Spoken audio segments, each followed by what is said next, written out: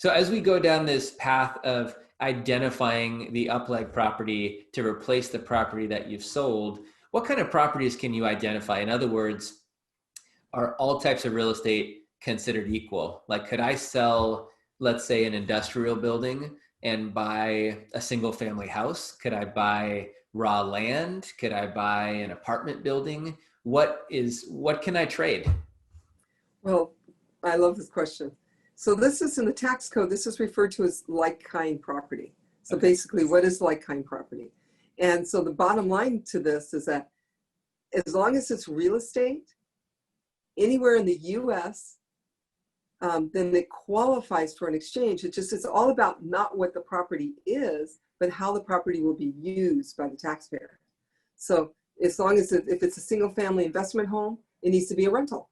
The code specifies that as long as it's investment property, i.e. rental, or property used for the productive use of a trade or a business, then it qualifies for an exchange. So that shows you the world is your oyster. You can buy anything you want as long as it's, as you said, real estate and used for investment purposes or a trade or a business. I see. So then and you specifically mentioned that does include vacant land. Does absolutely include vacant land, because what would disqualify property from exchange is personal use, like, second home, primary residence.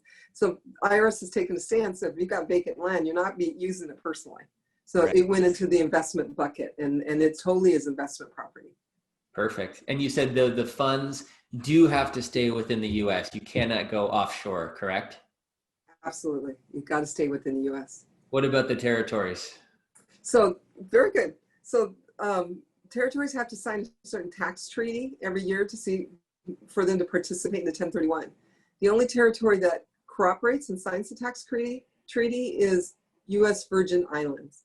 So Guam, Puerto Rico, they don't cooperate. But you don't know.